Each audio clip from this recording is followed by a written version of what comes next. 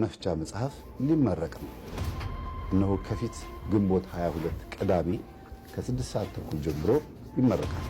ቦታውም መገናኛ ማራቶን ህንፃ ላይ ዓለም ሲኒማ አዳራሽ ነው። የካ ክፍለ ከተማ ፊት ለፊት ያለው ማራቶን ህንፃ ላይ እንገናኝ። ገና መጽሐፉ ሳይታተምና ሳይመረቅ መጽሐፉን ገዝታችሁ የጨረሳችሁ ሰዎች መታችሁ መጽሐፋችሁን መረከብ ትችላላችሁ። ስትመጡ የገዛችሁበትን ደረሰኝ በባንክ የከፈላችሁበትን ማለት ነው ፊት ለፊት ይዛችሁ ነው። በአንድም በሌላ መንገድ እግዚአብሔር ያስተምራል፣ የሰዎች ግን አያስተውልም ይላል መጽሐፈ ኢዮብ ምዕራፍ 33 ቁጥር 14 ላይ። ስለዚህ በህልምም ይናገራል እግዚአብሔር። ህልሞቻችሁን እግዚአብሔር አምላክ መልካም ያርግላችሁና ወይንም እናንተ የምትማሩበት ከመጥፎ ነገር የምትከለከሉበት ያርግላችሁና ይህንን መጽሐፍ ማሳተም ያስፈለገበት ትልቁ ዓላማ ሁልጊዜ እንደምናገረው ህልሞቻችንን እግዚአብሔር ሲያሳየን በእንቅልፍና ለብቻችን ነው።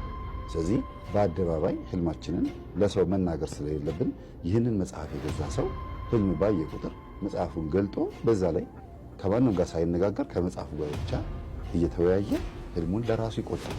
ለአደባባይ ለሰው አይናገርም ማለት ነው። ይህንን መጽሐፍ በምናስመርቅበት ቀን ብዙ ተጋባዥ እንግዶች አሉ። መርሃ ግብሮቻችን መጣችሁ ተካፈሉ። መልካም ጊዜ